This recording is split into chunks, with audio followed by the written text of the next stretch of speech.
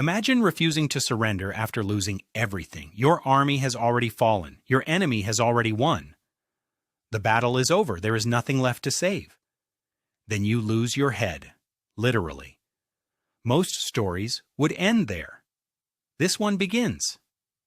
Thousands of years ago, ancient China imagined a warrior unlike any other, not because he defeated every enemy, not because he conquered kingdoms, but because he continued to fight after the moment every other story would have called the end.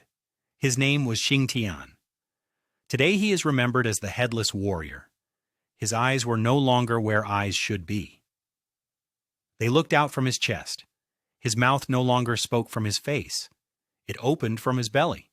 With a bronze shield in one hand and a massive battle axe in the other, he continued to fight. Not because victory was still possible, but because surrender never was. It is one of the strangest images in all of world mythology, a warrior without a head who refused to stop fighting. At first it sounds impossible, almost absurd. Surely this is nothing more than an ancient monster story, a bizarre legend created to shock and entertain. But myths rarely survive for thousands of years simply because they are strange. They survive because they continue to reveal something true about the people who tell them. Every civilization chooses different heroes. Some remember conquerors, some remember kings, some remember explorers, some remember saints. Ancient China chose to remember a man who had already lost. Why? What could anyone possibly learn from a warrior whose greatest battle ended in defeat?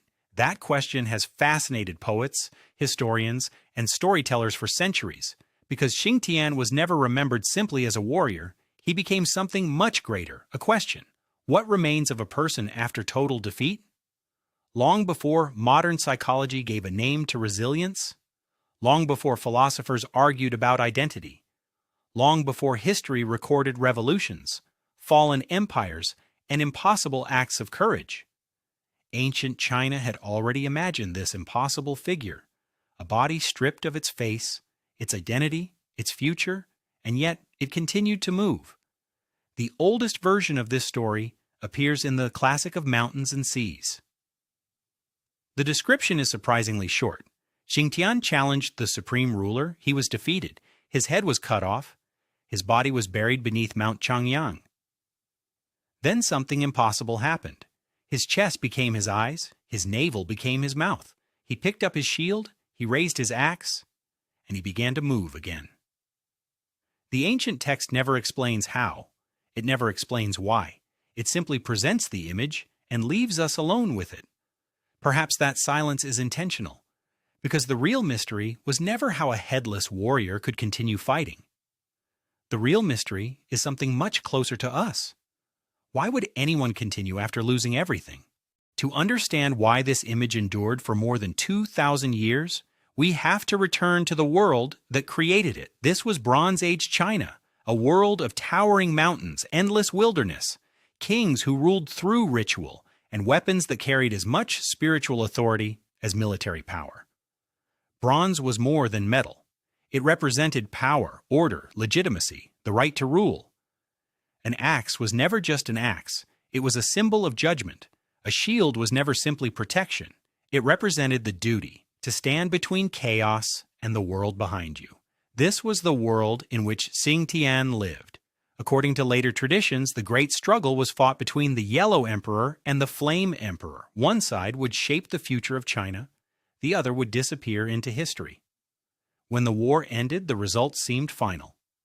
The Yellow Emperor stood victorious. A new order had begun. Most accepted it. Xingtian did not.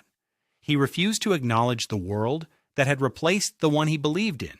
He chose to fight even after the war had already been decided. That decision is what makes this story so unusual. Most legends celebrate the final battle. Xingtian's story begins after the final battle is already over. There are no cheering armies, no loyal followers, no promise of victory, only one warrior standing against the inevitable. The oldest version of the myth gives us very few details. It simply tells us that Xingtian challenged Di, the supreme ruler. He lost. his head was cut from his body. His remains were buried beneath Mount Changyang. Then, without explanation, his body transformed. His chest became his eyes. His navel became his mouth. He lifted his shield, he raised his bronze axe, and he danced once more. That final image is easy to misunderstand. In English, the word dance often suggests celebration, but in ancient China, this movement carried a very different meaning. It was ritual. It was battle. It was defiance made visible. Every movement declared the same thing. My body may be broken. My will is not. Centuries later, scholars would debate what this strange image truly meant. Was Xingtian a god, a fallen hero, a monster, or something else entirely? No one knows. Perhaps the ancient storytellers left the mystery unsolved on purpose. Because they wanted us to stop asking how a headless warrior could still fight, and begin asking a far more uncomfortable question. What part of a person can never be defeated? That question would continue echoing through Chinese history long after the myth itself was first written.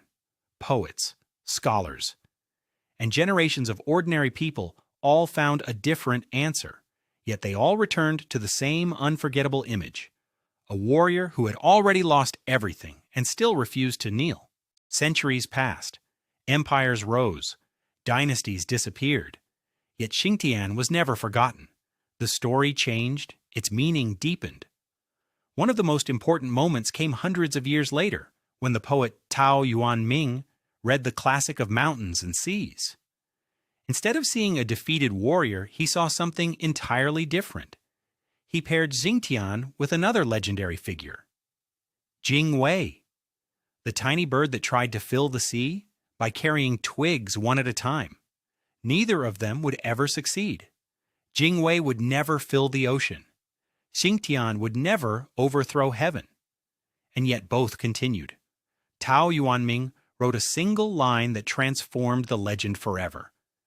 Xingtian dances with shield and axe. His fierce resolve still remains. That sentence changed how generations of Chinese readers understood the myth.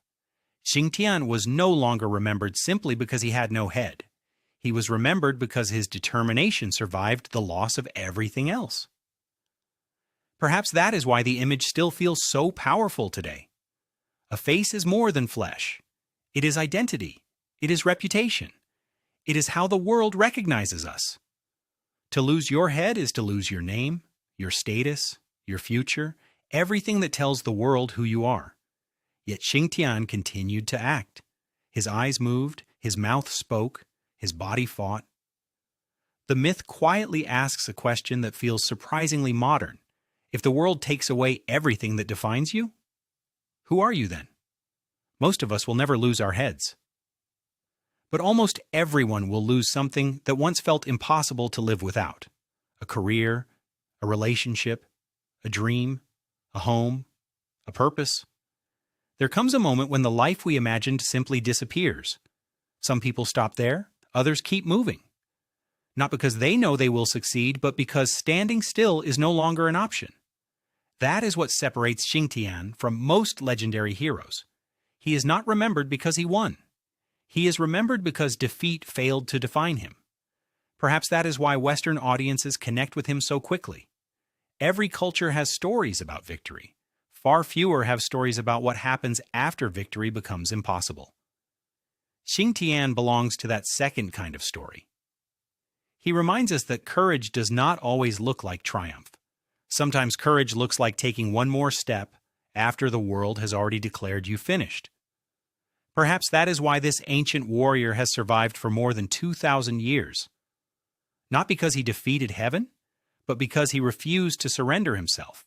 In the end, the question was never whether Xingtian could defeat heaven. He could not.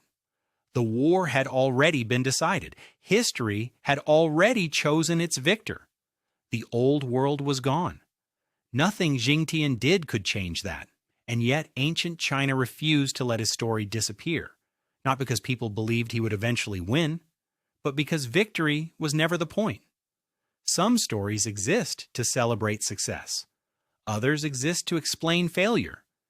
Xingtian belongs to a much rarer kind of story, a story that asks what remains when success is no longer possible.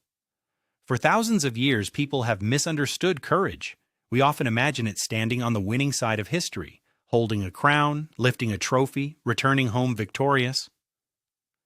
But courage has another face. Sometimes it has no face at all. Sometimes courage is choosing to continue when no one expects you to, when no one is watching, when no reward is waiting at the end.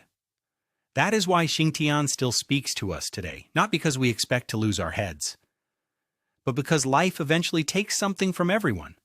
A dream, a relationship, a career, a home, someone we love. There comes a moment when every person must decide who they are after losing the thing they believed defined them. Some people surrender, others begin again. Perhaps that is why the ancient storytellers placed Xingtian's eyes upon his chest. He no longer saw the world with his face, he saw it with his heart. Perhaps that is why his mouth opened from his body. His voice no longer belonged to pride, it belonged to conviction. Whether those symbols were intended by the original storytellers, we cannot know. But myths often survive because every generation discovers new meaning within them. The oldest version of Xingtian's story ends without triumph, without celebration, without victory, only with movement. A warrior raising his shield, a bronze axe cutting through the air, a body refusing to become still. Perhaps that is why the image has endured for more than 2,000 years, not because it teaches us how to win, but because it reminds us that losing does not have to be the end of our story. The ancient Chinese never asked whether Xingtian defeated heaven. They left us with a far more difficult question. When everything that once defined you has been taken away, who do you choose to become? Perhaps that is the real reason Xingtian never stopped fighting. Not to change the outcome of the battle, but to make sure that defeat would never become his identity. And perhaps that is why, after all these centuries, the Headless Warrior is still moving. Not across an ancient battlefield, but through every human life that refuses to surrender after everything seems lost.